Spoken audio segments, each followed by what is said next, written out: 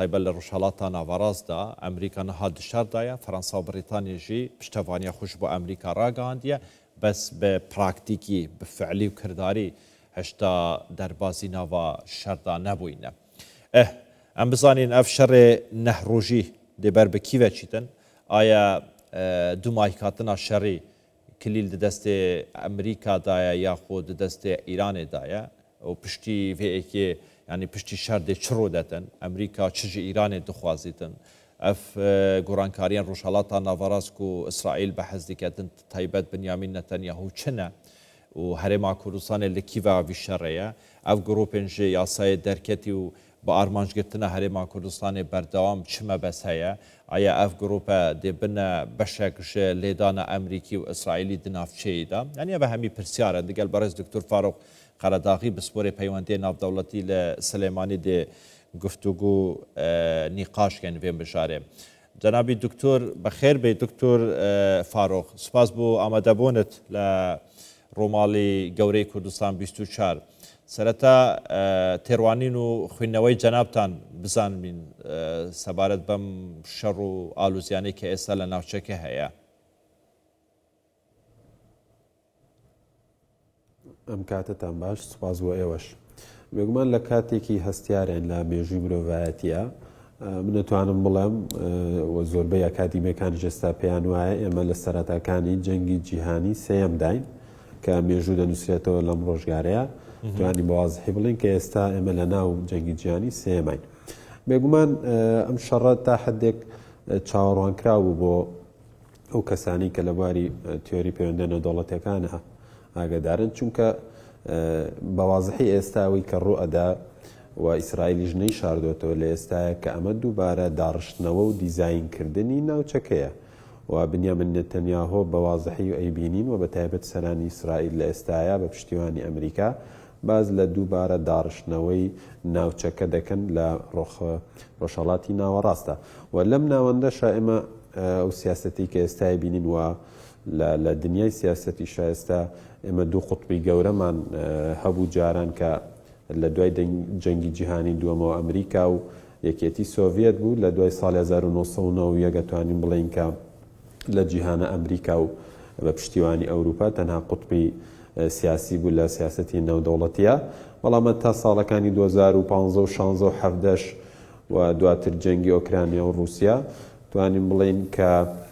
ئێستا ئێمە زیاد لە یەک قوتب چەند وڵاتێکی تریش ئامادە و کاندیدن بۆی کە بێن لە سیاسەتی نێودەوڵەتیە هەژمونی خۆیان هەبێ بێگومان گرنگترینیان سینە چین و دواتر لە سەرئاستی ناوچەکەش تورکیا و ئێران و وڵاتانی ترمان هەبوو بەڵام ئەوەی کە ئێستای بینین ئەوەیە کە ئێران لەم معادلەی هێزە دەردەخرێتە دەرەوە و باڵانسی هێز دووبارە ڕێک ئەخرێتەوە لە ناوچەکەیە ئێران بۆ پێی لە ناوچەکەیە لە دوای ساڵی 2023ەوە توانین بڵێن باڵادەستیەکی بەرپا کردبوو لە ناوچەیەوە توانین بووی تا ڕادەیەک هیلالی شیعی دروست بکە لە پشتیوانیکردنی هێزەکان لە شیعیەکان لە عێراق لە لوبنان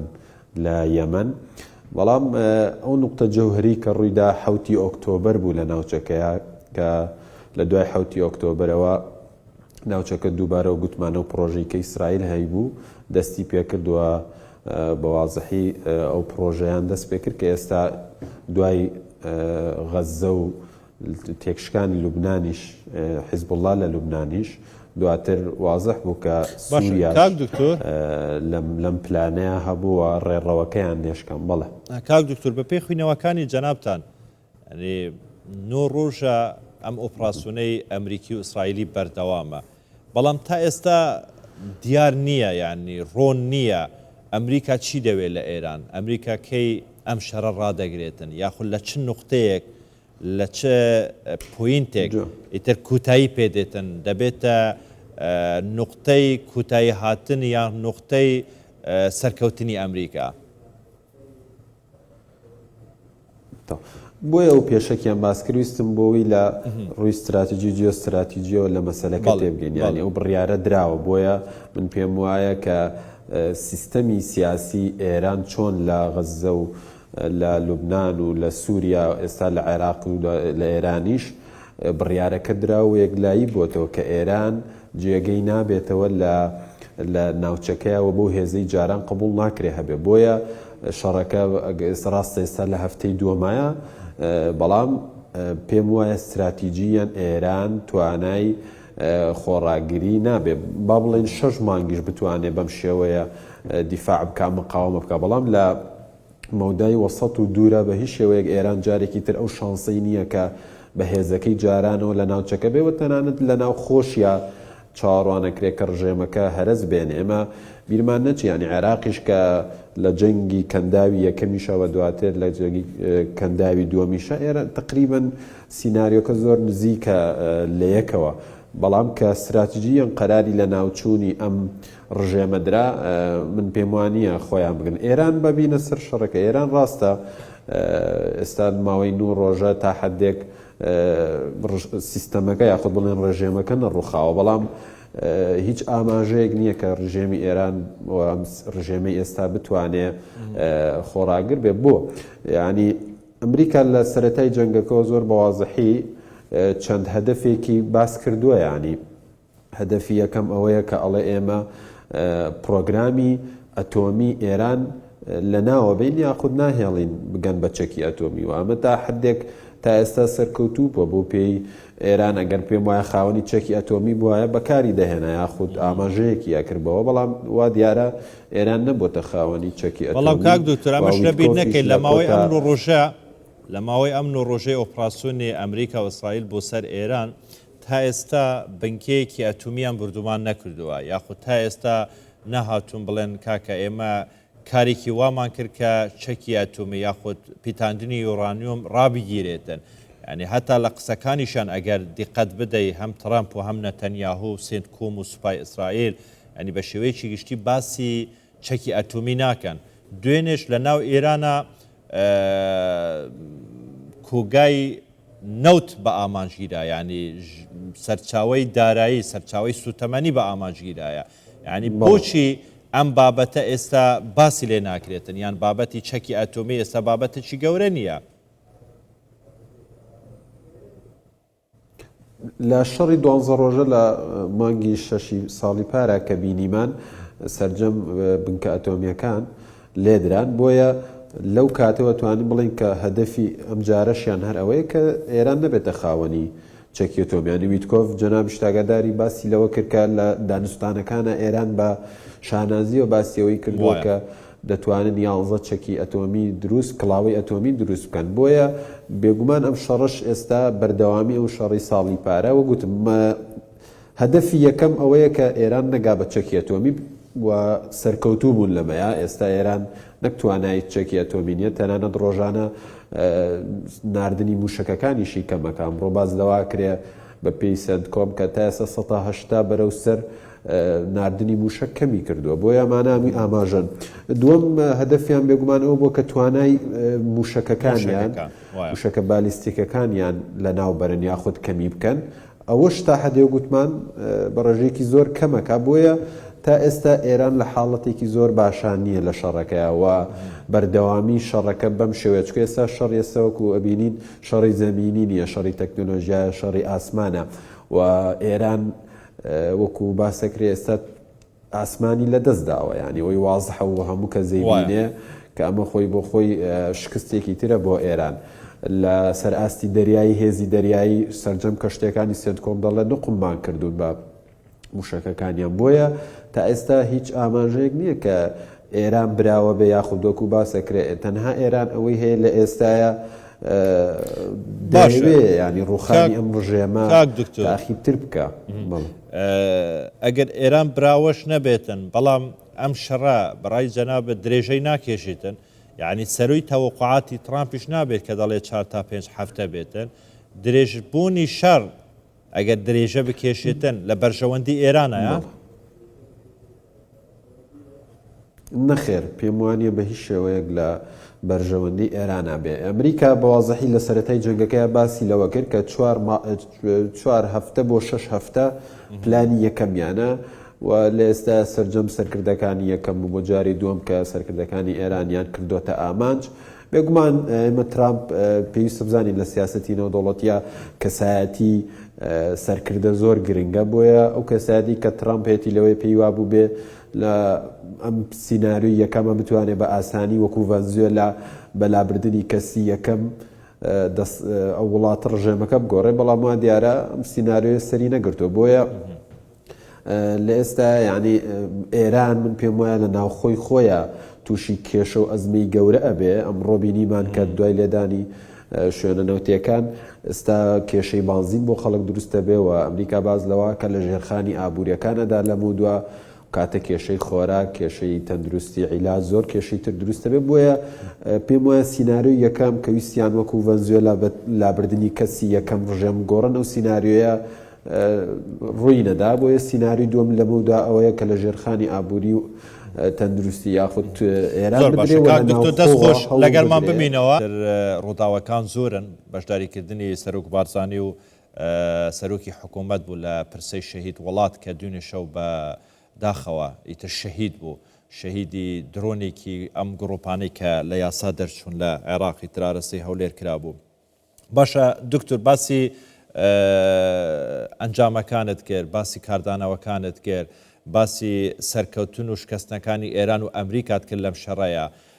پرسیارێکی تر کە زۆر گرنگە بۆ حاڵی خۆمان و بۆ ناوچەکە بۆ عێراق ئایا